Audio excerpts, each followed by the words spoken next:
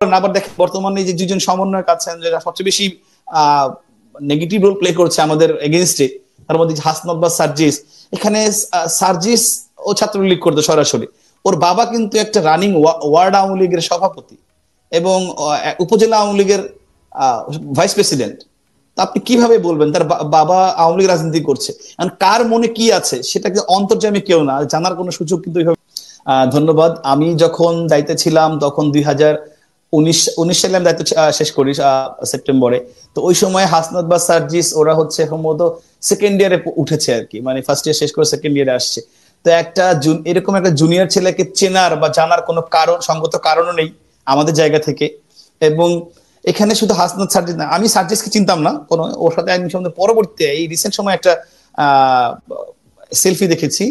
ওকে আমি আসলে চিন্তা না। ওর বাড়ি যেতে পঞ্চগড়, ঢাকা বিশ্ববিদ্যালয়ের ছাত্রলীগ সাধারণ সম্পাদক ছিলেন তখন সাদ্দাম, ডাক্তার জিএস। তার এলাকার পাশে পাশে বাড়ি হওয়ার কারণে তার সাথে রাজনীতি করতো। এবং সাদ্দামেরও দোষ দিব না, কারণ সার্জিসের বাবা আওয়ামী লীগ পরিবার থেকে বা সরাসরি আওয়ামী লীগ করা লোক, তাকে সাইড দেওয়া এবং ও আপনার ডিবেট করতো, ভালো ডিবেটিং এর ইয়ে ছিল, 21শে হলের ডিবেট ক্লাবের সভাপতি ছিল। সুতরাং ওকে সুযোগ দেওয়াটা এটা খুব যৌক্তিক কারণে দিয়েছে। কিন্তু পরবর্তীতে যদি এক ধরনের বলবো যে বেইমানি করে ছাত্রলীগের সাথে। আর হাসনাতের কথা বলেন, হাসনাতকে আমি চিনতাম না। ওর যখন একটা আপনার জানেন ঢাকা বিশ্ববিদ্যালয় দীর্ঘদিন যাবত যে একটা প্রবলেম ছিল যে রেজিস্টার বিল্ডিং এর যে হয়রানিটা দীর্ঘসূত্রিতা হয়, সেটা নিয়ে অনেক দিন ধরে কথা হচ্ছিল। তো ও যখন এই ইস্যুটা নিয়ে আপনার আমরণ অনশনে বসে রেজিস্টার বিল্ডিং এর সামনে, তখন একজন সাধারণ শিক্ষার্থী হিসেবে আমি ওকে, যে ঢাকা বিশ্ববিদ্যালয়ের শিক্ষার্থী এইভাবে বসছে একটা যৌক্তিক দাবি নিয়ে, আমি সেই দাবির প্রতি সহমর্মিতা জানিয়ে সেখানে গিয়ে সংহত জানিয়েছে। আরো অনেকে জানিয়েছে, আমি জানিয়েছিলাম। যেহেতু ডাকসুর জিএস হিসেবে ঢাকা বিশ্ববিদ্যালয়ের শিক্ষার্থীরা আমাকে ভোট দিয়ে নির্বাচিত করেছে, তাদের কেউ একজন, যে কেউ, সে যে দলের বা মতের হোক, সে একজন যদি যৌক্তিক কথা বলে, দাবি জানায়, তার পাশে থাকা আমার দায়িত্ব। এবং এই জায়গাটা আমি একটু অ্যাড করতে চাই। দেখেন যে যখন আক্তার হোসেন, বর্তমান যে নাগরিক কমিটির সদস্য সচিব আক্তার, আমার ডিপার্টমেন্টের ছোট ভাই, তো ও যখন আপনার এসে আপনার আমি যখন ছাত্রলীগের সেক্রেটারি, তখন একটা প্রশ্ন ফাঁস নিয়ে বি ইউনিটের প্রশ্ন ফাঁস হয়ে গিয়েছিল ঢাকা বিশ্ববিদ্যালয়। সেই প্রশ্ন ফাঁস নিয়ে ও আন্দোলন, ও রাজু ভাস্কর্য, ও আমরণ অনুসারে বসছে একজন।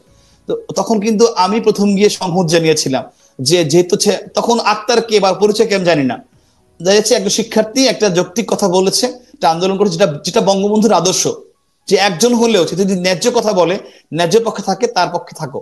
তো আমি সবসময় সেই চেষ্টাটা করেছি। আমি কোনো ব্যক্তি দেখি নাই, দেখেছি তার কাজটা কি, তার উদ্দেশ্যটা কি। সে যখন বলেছে আমি বলেছি এটা হতো, এবং আমি বলার কারণে ওই সময় ওর পাশে বসেই আমি কিন্তু প্রক্টর স্যারকে ফোন দিয়েছিলাম যে স্যার এটাকে মানতে হবে, এটা যৌক্তিক, পরীক্ষা আবার হতে হবে। এবং আমাদের বা ছাত্রলীগ পরবর্তী সাদ্দামও সংহত জানিয়েছে, এবং আমার এবং সাদ্দামের চেষ্টায় কিন্তু ওই সময় ওই পরীক্ষাটা আবার হয়েছিল, দাবিটা মেনে নিয়েছিল। তো এরপরে আপনার দেখেন যে আরেকটা সমন্বয়ের সঙ্গে কাজ করেছে মহিউদ্দিন রহমানের একটা ছেলে।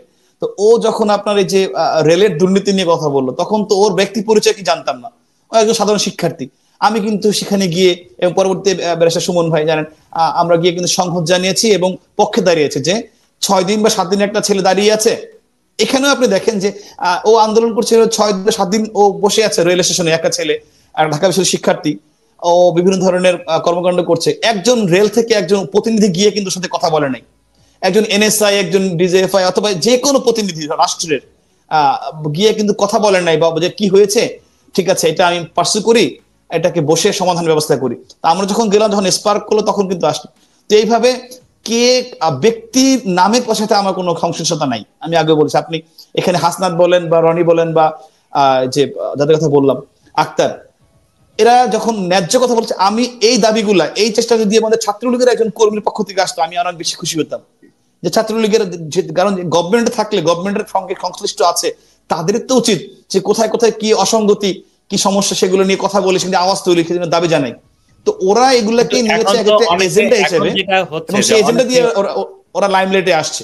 এখন অনেকে অভিযোগ করছে যে এই যে তাদেরকে তাদের রাজনৈতিক পরিচয় বা রাজনৈতিক উদ্দেশ্য আছে কিনা এরকম একটি চিন্তা ভাবনা, খোঁজ খবর না নিয়ে তাদের পক্ষে দাঁড়িয়ে তাদেরকে আলোচনার লাইমলাইটে নিয়ে এসে পক্ষান্তরে সরকারের বিরুদ্ধে যে ষড়যন্ত্র সেটিকেই সফল হতে আপনারা সহযোগিতা করেছেন, এরকম একটি আলাপ কিন্তু আওয়ামী লীগের বিভিন্ন জন, এই আলাপটা কিন্তু ধোপে টিকবে না। আপনাকে এখানে ন্যায্য এবং অন্যায্য দুটো দিকে যেতে হবে। কারণ আপনি আপনি আপনি আপনি আওয়ামী লীগ করেন কি বঙ্গবন্ধুর আদর্শতে করবেন নাকি? তো বঙ্গবন্ধুর আদর্শ আপনার কি শিখিয়েছে? আমাকে তো সেটা দেখতে হবে, আমাকে রুটটা, যে আপনি যদি শুরুতেই এরকম ভাবে এই ন্যায্য দাবিগুলো মেনে নিতেন তাহলে তো আজকে এই দিনটা আসতো না। আপনি তো দায়িত্বশীল জায়গা থেকে সেটি সরকার বা দলের উচ্চ পর্যায়ে জানাতে পারতেন। অবভিয়াসলি যখন এগুলো হয়েছে আমি তো এগুলো জানিয়েছি বলে তো সমাধান হয়েছে।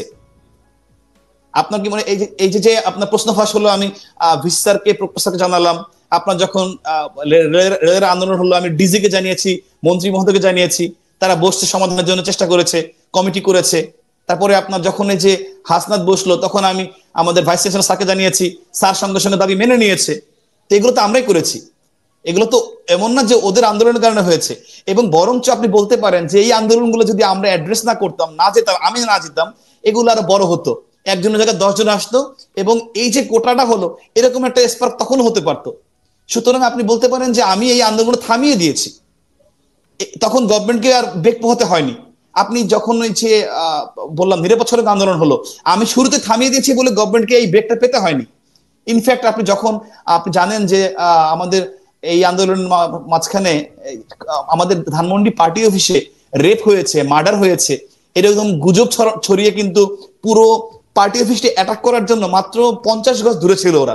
যদি ওই দিন 18 সালে ওই দিন যদি ওরা পার্টি অফিসে অ্যাটাক করতো, ধানমন্ডি আমাদের দলীয় সভাপতি কার্যালয়ে অ্যাটাক করতো, তাহলে কিন্তু সঙ্গে সঙ্গে ওদের প্ল্যান ছিল, এটা শিবিরের প্ল্যান, একদম সঙ্গে সঙ্গে সারা বাংলাদেশে প্রত্যেকটা জেলা উপজেলায় পার্টি অফিসে অ্যাটাক হতো, যেহেতু ঢাকায় রাজধানীতে হয়েছে। এই প্ল্যানটা যখন আর বলছি, আমি কিন্তু দায়িত্ব নিয়ে, আমি এককভাবে একদম দায়িত্ব নিয়ে সিটি কলেজ থেকে আমাদের কেন্দ্রীয় ছাত্রলীগের, আপনি চিনতে পারেন দেলোয়ার রহমান দীপু, উনি স্কুল ছাত্র সম্পাদক ছিলেন, তিনি সিটি কলেজ টিচার ছিলেন, তাকে ফোন করে সঙ্গে সঙ্গে আমি ক্লাস 7 এবং ক্লাস 9-এর একটা বাচ্চা ছেলে একটা মেয়েকে আইডি কার্ড পরিয়ে আমি পার্টি অফিসে নিয়ে গিয়েছি এবং ওদেরকে দিয়ে লাইভ করিয়েছি শিক্ষার্থীর প্রতিনিধি হিসেবে। সেই লাইভে ওরা পুরো পার্টি অফিস ঘুরে দেখেছে, দেখে বলেছে যে, আমি বলছি দেখো তোমরা প্রত্যেকটা একদম each and every inch corner of party office, তা দেখে ছাদে গিয়ে বলেছে যে না, এটা গুজব, আপনারা বিশ্বাস করবেন না, আমরা প্রতিনিধি হিসেবে আসছি, এখানে কোনো মার্ডার হয় নাই, কোনো রেপ হয় নাই। এই ঘটনা আমি যে দায়িত্ব নিয়ে করলাম শিক্ষার্থীকে এই ঝামেলার মধ্যে নিয়ে এসে, এটা করার কারণে কিন্তু আর ওরা এই ষড়যন্ত্র বাস্তবায়ন করতে পারেনি। সুতরাং ষড়যন্ত্র ওরা করবেই, বারংবার করবে, চেষ্টা করবে। আমার কাজ হচ্ছে আমি কোনো লুপহোলস রাখবো না, আমি ওদেরকে সেই সুযোগ